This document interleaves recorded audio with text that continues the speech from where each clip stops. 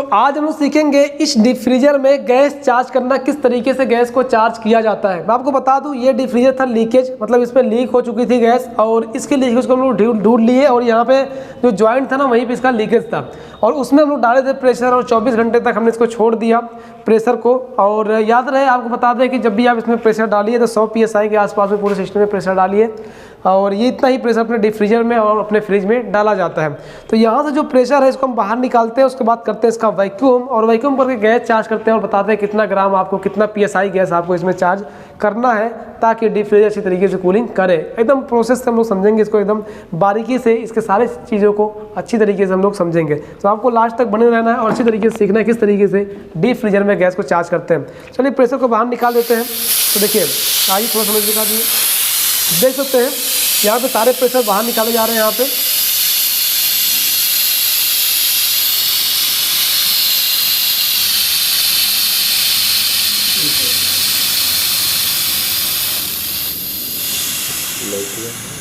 इसके अंदर जो भी प्रेशर है ना इसको हमने यहाँ पे बाहर निकाल दिया है। आप देख सकते हैं 0 PSI प्रेशर आज हो चुका है और इसके अंदर के सारे प्रेशर निकल चुके हैं और जो भी हवा इसमें भरी गई थी सबको निकाल दी गई है।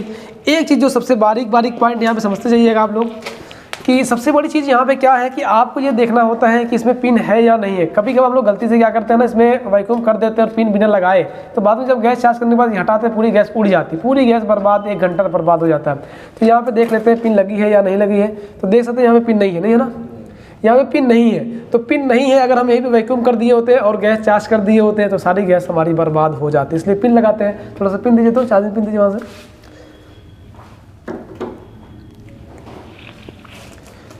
तो पिन देखिए हम लोग यहाँ से फिलहाल निकाल लेते हैं। इसकी जो पिन है ये देखिए हमारे पास चार्जिंग पिन है, इसी की पिन निकाल कर उसमें लगा देते हैं। तो एक चार्जिंग पिन की जो पिन होती है वो दूसरे चार्जिंग पिन में आसानी से लग जाती है, कोई भी प्रॉब्लम नहीं होती। ये जो कैप इसका होता है, इसी कैप से इसके पिन को खोल दिया जाता है और इसी कैप से इसको कस भी दिया जाता है। तो इसको हम खोल लेते हैं सही से, देखिए निकल चुका है। ये जो वाल है ये बहुत ज़रूरी है लगाना, वरना सारी गैस आपकी लीक हो जाएगी। तो चलिए इसको लगा देते हैं चार्जिंग पिन पर। यहाँ पर देखिए इसको अंदर डालेंगे आप और डालने के बाद यहाँ पे जो इसका कैप है, इस कैप से यहाँ पे इसको टाइट कर देंगे और एकदम अच्छी तरीके से टाइट कर देना होता है। यहाँ पे बहुत ज़्यादा भी नहीं करना वरना पिन टूट भी जाती है, तो मतलब अच्छे से टाइट कर देना है बस। चलिए यहाँ पे ये हमारी जो पिन है अच्छे से टाइट हो चुकी है। अब इसके बाद आपको ध्यान देना, यहाँ पे हमारे पास जो गेज है, इस गेज का जो इनपुट लाइन है, मतलब इसमें जो इनपुट लाइन यहाँ पे है, ये जो इस तरह पिन है, ये पिन हमेशा इधर ही होना चाहिए ताकि ये पिन उस पिन को दबा दे और फिर यहाँ पे गैस का जो आवागमन है वो शुरू हो जाए। चलिए इसको लगा देते हैं सही तरीके से। यहाँ पे आपको अच्छी तरीके से यहाँ से टाइट कर देना है।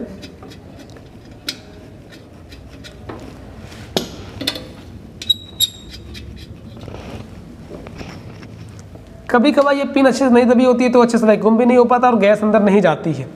तो आपको ध्यान देना, पिन अच्छी तरीके से दबी होनी चाहिए। अगर छोटी है, मतलब पिन अगर नहीं दब रही, थोड़ा सा पिन को बड़ा कर लेंगे इस वाले पिन को, तो पिन दब जाती है। यहाँ पे ये काम करना है। उसके बाद एक और पाइप लेनी है, चार्जिंग पाइप। इसको यहाँ पे साइड वाले में लगा देना है और इसको वैक्यूम पंप से कनेक्ट कर देना है, वैक्यूम करना है और गैस चार्ज कर देना है। तो यहाँ पे जो नीचे वाली पॉइंट यही इनपुट है, इसी को हमेशा आपको यहाँ पे कंप्रेसर पे लगाना है और जो आउटपुट वाली पॉइंट है ये हमेशा आपका इस कंप्रेसर पे, ये जो अपना वैक्यूम पंप है इस पे लगाना है। सबसे बड़ी गलती लोग करते हैं क्या कि यहाँ पे वैक्यूम करते हैं कंप्रेसर से या सेल्फ वैक्यूम, जिसकी वजह से हमारे फ्रिज और डीप फ्रीजर चोक हो जाया करते हैं। चोक होने का सबसे बड़ा रीज़न यही है। तो आप लोग ध्यान रखिए हमेशा वैक्यूम पंप, देखिए यहाँ पे जो हमारा रोटरी वैक्यूम पंप है, इसी वैक्यूम पंप से आपको वैक्यूम करना है। अगर आपके पास सिंगल स्टेज वैक्यूम पंप है उसका इस्तेमाल करिए, डबल है तो डबल का इस्तेमाल करिए, लेकिन हम लोग अभी तक जिसका इस्तेमाल कर रहे हैं वो सिंगल स्टेज वैक्यूम पंप ही है। फिलहाल कोई भी दिक्कत नहीं, इससे अच्छे तरीके से वैक्यूम हो जाता है। तो हम यहाँ पे इस पाइप को डायरेक्टली यहाँ पे कनेक्ट करेंगे और वैक्यूम पंप को स्टार्ट करते हैं। ज़्यादा अच्छा होता है कि पहले आप वैक्यूम पंप को स्टार्ट करिए, उसके बाद इस पाइप को कनेक्ट करिए। तो चलिए इसको स्टार्ट करते हैं हम लोग। तो यहाँ पे प्लग लग चुका है, यहाँ चालू करते हैं और इसको करते हैं ऑन। आप देख सकते हैं वैक्यूम पंप हमारा स्टार्ट हो चुका है और यहाँ से देखिए खींच रहा है और यहाँ से ये फेंक रहा है। हम क्या करेंगे, सिंपल इसको यहाँ पे कस देंगे।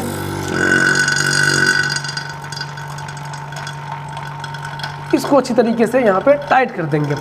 यहाँ पे ध्यान रहे कोई भी पाइप आपकी लूज नहीं होनी चाहिए, वरना फिर वैक्यूम अच्छे से नहीं हो पाएगा। तो सारे पाइपों को अच्छी तरीके से आपको प्रॉपरली यहाँ पे टाइट कर देना है। आप देख सकते हैं गेज खुला हुआ है और खुले होने की वजह से ये इसके अंदर की सारी हवाओं को ये खींच रहा है और सुई हमारी माइनस में आ रही है धीरे धीरे। यहाँ पे एक चीज़ ध्यान से समझिएगा, अभी इसको स्टार्ट जस्ट हम लोग किए हैं, लगभग यहाँ पे आधा मिनट के आसपास हुआ होगा।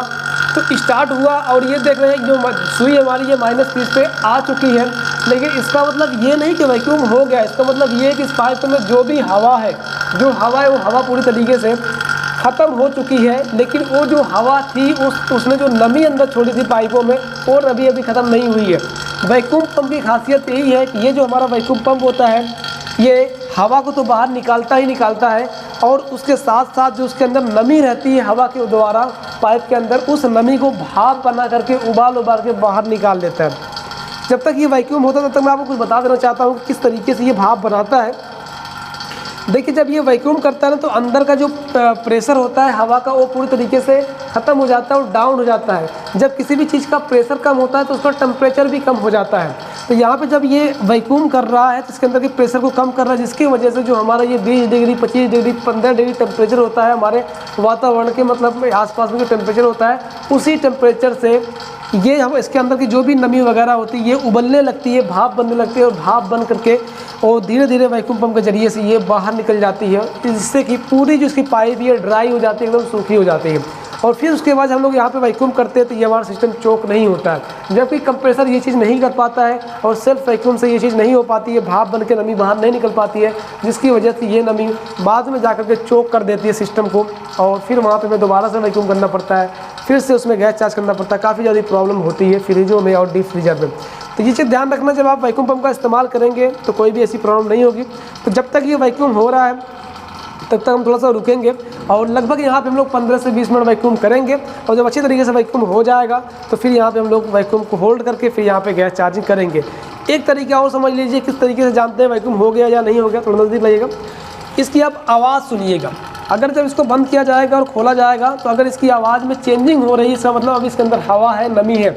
और अगर जब इसकी आवाज़ चेंजिंग होना बंद हो जाए, इसको बंद चालू करने पर, इसका मतलब कि अच्छी तरीके से वैक्यूम हो चुका है। चलिए हम बंद करते हैं, अभी आवाज़ सुनिएगा इसकी। यहाँ पे थोड़ी सी आवाज़ कम हुई, खोलते देखते हैं। अभी इसकी जो आवाज़ है ना ये चेंज हो रही है। आवाज़ चेंज होने का मतलब समझ रहे हैं क्या हो रहा है, इसका मतलब वैक्यूम अभी नहीं हुआ। ये कैसे पता हो रहा है इसको समझिए, जब हम यहाँ पे ये हैंडल बंद कर देंगे तो ये वाली जो लाइन है, आउटपुट लाइन, ये बंद हो जाती है, और इस पाइप के अंदर जो भी हवा है उस सारी हवाओं को ये खींच चुका है, सारी नमी को खींच चुका है। इसका मतलब ये आवाज़ कर रहा है। और खोलने के बाद भी अगर इसके अंदर की सारी हवा और नमी निकल चुकी हुई होगी तो यहाँ पे इसकी आवाज़ उतना ही रहेगी, और अंदर अगर आवाज़ मतलब हवा या नमी कुछ है तो इसको खोलने पे ना इसकी आवाज़ जो है वो चेंज हो जाएगी, क्योंकि अभी उसको खींचने की इसकी ज़रूरत है, इसलिए थोड़ा सा अपनी स्पीड बढ़ाए उसको खींचेगा। और अगर जिस टाइम में ये खोलने और बंद करने पे इसकी आवाज़ सेम रहती है, इसका मतलब कि ये पूरी तरीके से वैक्यूम हो चुका है। जिस तरीके से पाइप का हुआ है सेम उसी तरीके से जो अंदर की पाइप है उसका भी वैक्यूम हो चुका है। लेकिन अभी इस टाइम में चेंजिंग हो रही है इसकी आवाज़ में, इस वजह से अभी इस सिस्टम के अंदर की पूरी पाइपों के अंदर की हवा या नमी पूरी तरीके से नहीं निकली है, और उसको निकालने के लिए कम से कम हमें लगता है 10 से 15 मिनट 20 मिनट हमें इंतज़ार करना पड़ेगा। जब आवाज़ सेम हो जाएगी तो हम लोग यहाँ पे वैक्यूम पर फिर गैस चार्जिंग कर देंगे। तो थोड़ा रुकते हैं, इंतज़ार करते हैं, ये खुला हुआ है, और जब हो जाता है वैक्यूम फिर आपको दिखाते हैं। तो अब यहाँ पे वैक्यूम लग रहा है कि हो चुका है। यहाँ पे आ जाइए, थोड़ा सा देखिए, लगभग हमने यहाँ पे 20 मिनट तक इसको चलाया है। 20 मिनट तक हमने इसको चलाया है, और उसके बाद आप फिर देखते हैं इसकी आवाज़ कैसी है। इसकी आवाज़ सुनते हैं कि आवाज़ कम ज़्यादा हो रही है या नहीं हो रही है। चलिए बंद करते और खोलते हैं।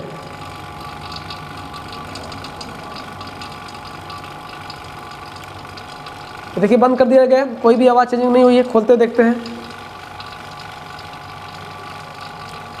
यहाँ पे आवाज़ ज़रा सा भी कम ज़्यादा नहीं हो रही। इसका मतलब अच्छी तरीके से इसके अंदर का जो वैक्यूम है वो अच्छी तरीके से वैक्यूम हो चुकी है। जो सारी हवाएं और सारे तरीके से नमी जो उसके अंदर थी, गीलापन था, वो सारी चीज़ें भाप बन कर निकल गई है, और अच्छी तरीके से वैक्यूम यहाँ पे हो चुका है। क्योंकि पहले ये कम ज़्यादा आवाज़ हो रही थी जब वैक्यूम सही से नहीं हुआ था, और अब 20 मिनट के बाद हम चेक कर रहे थे, यहाँ पे अब कोई भी आवाज़ चेंजिंग नहीं हो रही है। इसका मतलब वैक्यूम अच्छी तरीके से हो चुका है, और 20 मिनट तक वैक्यूम हमने कर भी लिया है।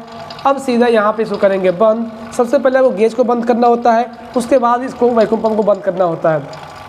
अगर पहले वैक्यूम पंप बंद कर देंगे बाद में गेज को बंद करने जाएंगे तो पहले ये हवा अंदर, बाहरी हवा अंदर चली जाएगी। इसलिए पहले इसको बंद करना अच्छे से, फिर इस पंप को बंद कर देना है।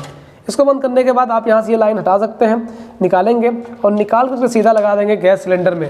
थोड़ा नज़दीक लाइएगा, यहाँ पे कौन सी गैस है, यहाँ पे लिखा रहेगा गैस। तो फिलहाल हम लोग देख लेते हैं यहाँ पे कौन सी गैस में, देखिए यहाँ पे R134A गैस यहाँ पे लिखा हुआ है, तो ये इसमें डाली गई है R134A गैस। तो इसमें हम लोग R134A गैस डालेंगे, जो कि यहाँ पे हमारे पास इस बॉटल में R134A रेफ्रिजरेंट मतलब गैस है।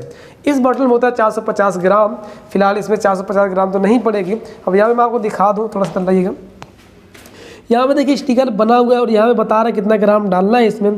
तो यहाँ पे देखते हैं ये करंट जो लेगा 1.5 एम्पियर लेगा और कितना ग्राम पड़ जाएगा इसमें रेफ्रिजरेंट। यहाँ पे देख सकते हैं रेफ्रिजरेंट लिखा हुआ है 165 ग्राम R134 पड़ेगी और 165 ग्राम इसमें गैस पड़ेगी, पूरी गैस हो जाएगी। तो फिलहाल यहाँ पे हम लोग ग्राम से तो नहीं चार्ज करने वाले हैं, क्योंकि इसलिए कांटा चाहिए, तो कांटा हमारे पास है नहीं फिलहाल इस टाइम में। तो कांटा हर फील्ड में ले जाना मतलब पॉसिबल नहीं हो पाता है, तो हम लोग प्रेशर से ही गैस चार्ज करते हैं। तो यहाँ पे जो हमारे पास है कंपाउंड गेज, इसके ज़रिए से ही प्रेशर देकर के गैस चार्ज करेंगे। और R134 गैस का जो प्रेशर होता है वो 8 से 10 PSI होता है। तो मैं यहाँ पर आपको एक चीज़ एकदम क्लियरली बता देना चाहता हूँ, जितने भी डीप फ्रीजर है उसमें आपको 10 PSI गैस ही रखनी है, 8 मत रखिए, क्योंकि अच्छी कूलिंग नहीं हो पाती है। लेकिन फ्रीज अगर है तो वहाँ पे 8 पे काम चल जाता है, 9 पे काम चल जाता है, 10 पे। लेकिन डीप फ्रीजर में मैं आपको रिकमेंड करूँगा कि आप हमेशा 10 PSI प्रेशर ही रखें। तो चलिए यहाँ पे इसको हम लोग कसते हैं जल्दी से। और यहाँ पे कसने के बाद याद रहे, यहाँ से हमने खोल के यहाँ पे जब इस लाइन को कसा तो इसके अंदर बाहरी हवा चली गई, और ये हवा अगर अंदर जाएगी तो चोक कर सकती है। तो सबसे पहले इसके अंदर की हवा को बाहर निकालना है। तो यहाँ पर चलिए इसको सिलेंडर को ऑन कर लेते हैं।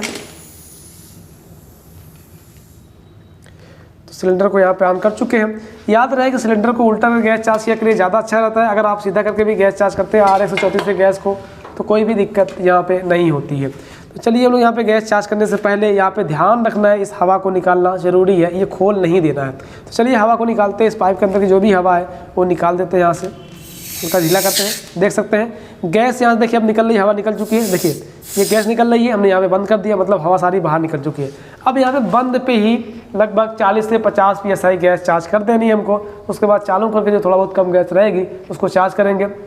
इसका जो स्टैंडिंग प्रेशर होता है वो होता है 60 से 80 PSI। देखिए 80 PSI ही हर जगह आपको मिलेगा, लेकिन हम लोग यहाँ पे एक्सपीरियंस ये देखे हैं अपने फील्ड में कि 60 PSI ज़्यादातर बताता है, कभी 70 बताता है, कभी कभी 80 बताता है। तो मतलब 60 से 80 कह लीजिए ज़्यादा अच्छा है। तो चलिए हम लोग इसमें फ़िलहाल 60 PSI के आसपास डाल देते हैं गैस। उसके बाद फिर हम लोग इसको चालू करके जो गैस कम रहेगी उसको चार्ज कर देंगे। थोड़ा नज़दीक लाइएगा। गैस चार्ज करने का तरीका समझिए ध्यान से। आपको हल्का से इसको खोलना है और धीरे धीरे गैस जाने देना है और फिर इसको बंद करना है। ऐसे नहीं खोलना है, देखिए ऐसे नहीं खोलना है, ये गलत तरीका है। एक बैग खोलने पे सुई बहुत तेज़ी ऊपर जाती है, एक उछाल बनता होता है इस आयल में और आयल पाइप में जाने का डर होता है। इसलिए आपको क्या करना है कि आराम से धीरे से खोलना है, थोड़ा जाने देना है, फिर बंद कर देना है, फिर खोलना है इस तरीके से, थोड़ा थोड़ा जाने देना है, फिर यहाँ पर बंद कर देना है। इस तरीके से लगभग 50 PSI 60 PSI गैस चार्ज कर लेनी है डीप फ्रीजर में। उसके बाद फिर चालू करना है और चालू करने के बाद फिर यहाँ पे जो रनिंग प्रेशर रहेगा वहाँ पे 10 PSI पे सेट कर देना है। तो फिलहाल हम लोग यहाँ पे अभी देखिए गैस जा रही धीरे धीरे, यहाँ पे देख सकते हैं ये 60 PSI पे हम लोग गैस चार्ज करके फिर चालू करेंगे। देखिए इस तरीके धीरे धीरे गैस चार्ज करना है। तो आप यहाँ पे देख सकते हैं 60 PSI गैस हो चुकी है। अब इससे ज़्यादा गैस चार्ज करने की हो सकता है ज़्यादा हो जाए, तो फिलहाल चालू करने में जो कम ज़्यादा रहेगा हम चार्ज कर देंगे। तो चलिए ये हो चुके, इसको बंद कर दिए। अब करेंगे सिस्टम को स्टार्ट, और स्टार्ट करने के बाद फिर इसको देखेंगे कितना प्रेशर बता रहा है, कितना कम गैस है, कितना ज़्यादा है। तो स्टार्ट करने के लिए हमारे पास इसका देखिए एक प्लग है, देखिए यहाँ पे ये इसका है मेन प्लग, और इसी को लगाया जाएगा इस बोर्ड में और यहाँ से चालू करके चेक करेंगे।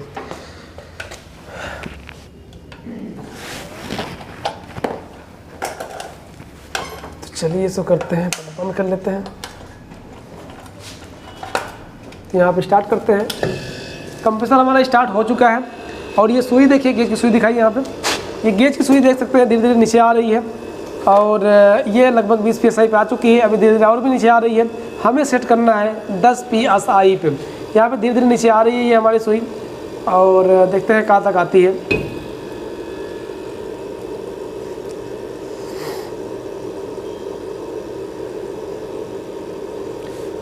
10 PSI तक आ चुकी है सुई और यहाँ पे कुछ देर तक चला के चेक किया जाएगा। फिर उसके बाद आपको बता दें कि यहाँ पे जो हमारा ये कंडेंसर है ये अच्छी तरीके से गर्म होना चाहिए, ये फिल्टर है ये अच्छी तरीके से यहाँ पे गर्म होना चाहिए। और फिर इसके बाद फिर जो अंदर जो फ्रीजर है वो अच्छी तरीके से कूल होना चाहिए। तो जब सारी चीज़ें सही रहेगी और एम्पियर चेक कर लेंगे, एम्पियर ज़्यादा नहीं होना चाहिए। इस पर लिखा हुआ है 1.5 एम्पियर, मतलब 1.5 एम्पियर लिखा है, तो 1.5 एम्पियर से कम देना चाहिए, ज़्यादा नहीं। अगर 1.5 एम्पियर भी ले रहा तो भी ठीक है, कम कितना भी कम ले उससे मतलब नहीं है, प्रेशर सेम रखना है 10 PSI। और अगर कूलिंग कर रहा है तो परफेक्ट है, एम्पियर कम होने से कोई भी दिक्कत नहीं, ज़्यादा नहीं होना चाहिए, बस ये याद रहे। तो यहाँ पे फिलहाल ये 7 PSI पे आ चुका है, हम लोग इसमें और भी गैस चार्ज करेंगे और 10 PSI पे इसको सेट करेंगे। चलिए गैस चार्ज करते हैं। देखिए इस तरीके से चालू कंडीशन में आपको इसी तरीके धीरे धीरे गैस चार्ज करना है, जैसे बंद पे कर रहे थे।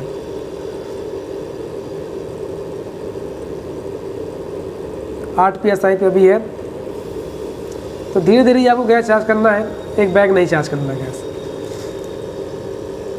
और थोड़ा देर रुक के भी देख लेना, कभी कभार गैस जमी रहती है अंदर, तो फिर कुछ टाइम के बाद ये गैस ज़्यादा हो जाती है तो निकालना पड़ता है बाद में, फिर हमें तो निकालने की जरूरत ना पड़े क्योंकि नुकसान होगा गैस आपका, तो उससे अच्छा है कि थोड़ा सा रुक के इंतज़ार कर लेते हैं, अच्छा रहेगा। तो यहाँ पे 10 PSI फिलहाल यहाँ पे बता रहा है, तो थोड़ा सा इंतज़ार करते हैं। चलिए देखते हैं कि यहाँ पे कूलिंग कैसी हो रही है, हीटिंग कैसी हो रही है। यहाँ पे जो हमारा फ़िल्टर है ये हल्का गर्म होने लगा है, यहाँ पे देखते हैं ये कंडेंसर गर्म अच्छा हो रहा है, तो ये फ़िल्टर भी धीरे धीरे गर्म अच्छी तरीके से हो जाएगा। तो थोड़ा सा कूलिंग चेक करते हैं, कूलिंग कैसी हो रही है यहाँ पे।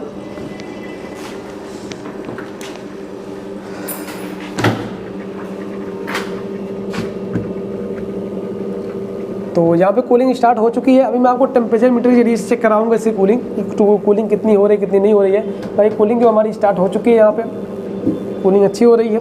अब थोड़ा देर चलेगा, उसके बाद पता चलेगा। और इसको हमें 10 PSI पे ही सेट करना है, 10 PSI से कम पे नहीं करना है। फ्रीजर में अगर 10 PSI से कम करेंगे तो यहाँ पे कूलिंग अच्छी नहीं करेगा। यहाँ पे देखिए फिर से ये अभी लगभग 7 PSI के आसपास हो चुका है और हम लोग गैस चार्ज करेंगे। इस तरीके धीरे धीरे आपको कम से कम 10-15 मिनट में आराम से भाई इसमें गैस चार्जिंग करना है, ताकि जो भी कम ज़्यादा लेना देना रहे तो ये अच्छे तरीके से हो जाए। तो 10 पे जब एकदम पूरी तरीके से रुक जाए और फिर नीचे ऊपर ना हो, इसका मतलब गैस पूरी की पूरी हो चुकी है। मैं आपको थोड़ा सा एम्पियर चेक करा देता हूँ। फिलहाल ये 10 पे अभी रुकी हुई है और एम्पियर कितना ले रहा है इसको देख लेते हैं मशीन। तो यहाँ पे देखिए इसको एम्पियर पे रख देते हैं किलोमीटर को, और ये 2 तार गए हुए बोर्ड से और इस वाले बोर्ड से सिर्फ आपकी ये मशीन चल रही है डीप फ्रीजर, तो यहीं पे हम इसी बोर्ड के ऊपर ही जैसे लगा देंगे तो यहाँ से पता चल जाएगा हमको। आप देख सकते हैं 1.2 एम्पियर ये ले रहा है, 1.2 एम्पियर। तो इस पर लिखा है 1.5 एम्पियर, तो ये 1.5 एम्पियर या उससे कम ले रहा है तो ठीक है, उससे ज़्यादा ले रहा है तो प्रॉब्लम है। तो उससे कम ले रहा है मतलब एकदम सही है। अब हमें ध्यान देना है बस प्रेशर पे, प्रेशर हमारा 10 PSI पे आ जाएगा, इसका मतलब ये गैस हमारी पूरी तरीके से प्रॉपर तरीके से यहाँ पे हो चुकी है। तो 10 PSI प्रेशर अभी इस टाइम में बता रहा है, तो बस चलने देते हैं और सही से चेक करते हैं कि सब चीज़ें सही चल रहा है या नहीं चल रहा है। ये लगभग आपका 15 मिनट के आसपास में गैस चार्जिंग अच्छी तरीके से हो जाती है। तो 10 PSI प्रेशर बता रहा है, थोड़ा सा रुकते हैं, इंतज़ार करते हैं और टेम्परेचर मीटर लगाते हैं इसमें और चेक करते हैं कि यहाँ पे कूलिंग कैसी आ रही है। तो फिल्टर आपका हीट होना चाहिए, ये भी याद रहे। तो फिल्टर धीरे धीरे हीटिंग बढ़ रही है इसकी, और ये जो सक्शन लाइन हल्की ठंडी होनी चाहिए या फिर नॉर्मल हो, इस पर आइस नहीं आनी चाहिए। अगर इस पर आइस आ रही है इसका मतलब गैस यहाँ पे ज़्यादा हो चुकी है, तो वहाँ पे हम लोग गैस थोड़ा सा निकाल देंगे। फिलहाल 10 PSI पे गैस चार्ज करने पे कोई भी गैस ज़्यादा नहीं होती, कम नहीं होती है, फर्स्ट क्लास तरीके से यहाँ पे काम ये करता है। तो हम लोग टेम्परेचर मीटर लगाते हैं और चेक करते हैं कि यहाँ पे कूलिंग आ कैसी रही है।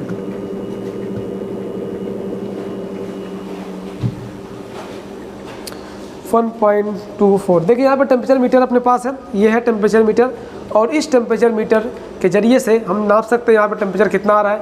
आपको पता होना चाहिए कि जो हमारा टेम्परेचर होता है फ्रिज में और फ्रीजर में यहाँ पे -18 डिग्री के आसपास में टेम्परेचर होता है। तो अगर ये धीरे धीरे माइनस में टेम्परेचर आ जाता है, देखिए वो एक बैग तो नहीं आएगा देर तक, जब अगर इसको आधे घंटे 1 घंटे चलाएंगे तब जाके -18 पे आएगा।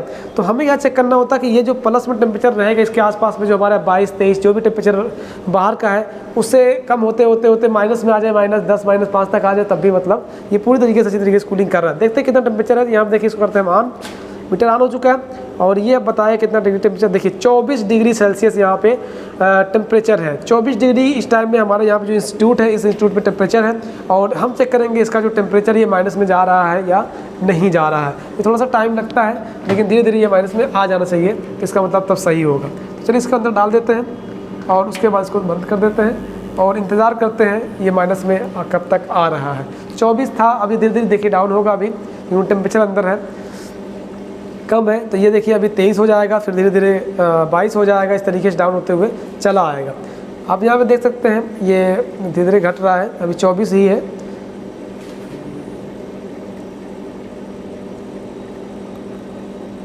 देखिए 23 हो गया, धीरे धीरे डाउन होगा। अभी मैं आपको दिखाऊंगा, थोड़ा देर तक चलाएंगे हम लोग इसको और उसके बाद आपको चेक कराएंगे। यहाँ पे लगभग ये बहुत ही डाउन आ चुका होगा। थोड़ा सा इंतज़ार करते हैं, चलने देते हैं, थोड़ा सा कांटे को देखते हैं कांटा कहाँ पे अपना है।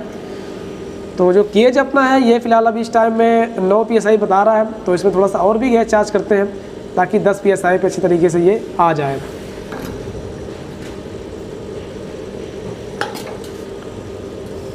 देखिए इसमें गैस जा रही है।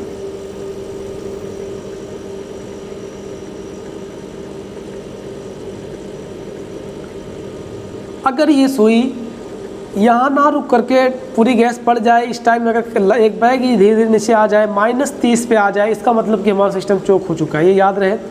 तो चोक कभी जब हो जाता है तो क्या करेंगे आप, ये तो चोक नहीं होगा, उम्मीद नहीं है क्योंकि अपना वैक्यूम पंप से वैक्यूम किया गया है, कोई प्रॉब्लम नहीं होगी। लेकिन कभी चोक हो जाएगा इस केस में, अगर आपने वैक्यूम पंप से वैक्यूम किया अच्छी तरीके से, उसके बाद भी चोक हो गया, इसका मतलब है इसका जो आयल है ये आयल ख़राब हो चुका है। तो आप इस आयल को चेंज कर दीजिए और फिर नया आयल डालिए, इसके बाद ही प्रॉब्लम आपकी सॉल्व हो जाएगी। दूसरी चीज़ ये है कि अगर कभी ये कैपिलरी आपकी चोक रहेगी तभी प्रॉब्लम होगा, तो इसको काट के ना, जब काटा करिए इसको फ़िल्टर बदलने के लिए, तो उसके होल देखा करिए होल खुला है या नहीं है। अगर खुला है, कोई कचरा वचरा नहीं, इसका मतलब ये पाइप पूरी तरीके से साफ़ है। अगर कचरा वचरा दिखाई दे रहा है, इसका मतलब कि पाइप में गंदगी, इसको कैपिलरी चेंज करनी पड़ेगी। तो फिलहाल ये 10 PSI प्रेशर अपना है, पूरा अच्छी तरीके से यहाँ पे चल रहा है सिस्टम। और 1.23 एम्पियर भी ये ले रहा है। और फिल्टर फिर से देख लेते हैं कितना गर्म होगा। तो यहाँ पे फ़िल्टर थोड़ा सा और भी गर्म होगा, मतलब धीरे धीरे ये हीट होते चला जाएगा और अच्छा हीट हो जाएगा, और जब ये अच्छी तरीके से काम करने लगेगा। तो फिलहाल यहाँ पे हीटिंग भी आ रही है, हवा जो आ रही है इसकी गर्म हवा भी आ रही है फ़ैन की वजह से। तो टेम्परेचर देखते हैं टेम्परेचर कितना डाउन हुआ। फिलहाल यहाँ पे 20 डिग्री से टेम्परेचर आ चुका है और ये धीरे धीरे अभी नीचे आता ही जा रहा है। और एक टाइम आएगा जो कि ये माइनस में भी ये कांटा हमारा आ जाएगा। थोड़ा चलने देते हैं, फिर आपको दिखाते हैं। एम्पियर देख लीजिए एक बार ताकि कोई प्रॉब्लम ना हो। 1.3 1.2 एम्पियर ले रहा है और इस पर लिखा हुआ, थोड़ा इसको दिखाइएगा इसका एम्पियर। और इस पर देखिए लिखा हुआ है रेटेड करंट, यहाँ देखिए रेटेड करंट लिखा हुआ है 1.5 एम्पियर, मतलब ये करंट लेना चाहिए 1.5 या उससे कम, उससे ज़्यादा नहीं। मतलब ये मैक्स करंट है कि इससे ज़्यादा लेगा तो प्रॉब्लम कुछ है, मतलब कि कैपेसिटर वगैरह वीक होगा या गैस वगैरह ज़्यादा चार्ज कर दी गई है तब वो ज़्यादा लेते हैं। तो चलने देते हैं, उसके बाद फिर हम लोग इसको और आगे समझेंगे। तो यहाँ पे आप देख लेते हैं कुछ देर तक यहाँ पे हम लोग चलाए हम लोग 5-10 मिनट चला चुके हैं। और उसके बाद देखते हैं कि यहाँ पे कितना टेम्परेचर आ चुका है। आप यहाँ पे देख सकते हैं, देखिए 3.8 मतलब 3-3.5 डिग्री टेम्परेचर यहाँ पे आ चुका है। मतलब जो कि यहाँ पे 24 डिग्री टेम्परेचर था और अंदर का जो टेम्परेचर है वो 3 डिग्री टेम्परेचर हो चुका है। और धीरे धीरे ये भी नीचे ही आएगा। लगभग हम लोग यहाँ अगर यहाँ मान लीजिए कि 10 मिनट 15 मिनट चलाएंगे तो ये आ जाएगा माइनस में, और -18 -10 -5 तक अच्छी तरीके से ये आ जाएगा। यहाँ पे थोड़ा दिखा दीजिए। तो यहाँ पे आप देख सकते हैं ये यहाँ पे आइस भी आ रही है। आप देख सकते हैं यहाँ पे, ये देखिए आइस है, ये आइस है, ये पूरी आइस आ चुकी है। इधर भी और उधर भी आइस आ चुकी है। यहाँ पे देखिए ये सब आइस है और अच्छी तरीके से कूलिंग कर रहा है, फर्स्ट क्लास यहाँ पे कूलिंग हो रही है। इधर भी आइस उधर भी आइस, और टेम्परेचर काफ़ी अच्छा आ चुका है यहाँ पे। और इसको करते हैं बंद, और इसके बाद थोड़ा सा प्रेशर चेक कर लेते हैं कि प्रेशर कितना है यहाँ पे।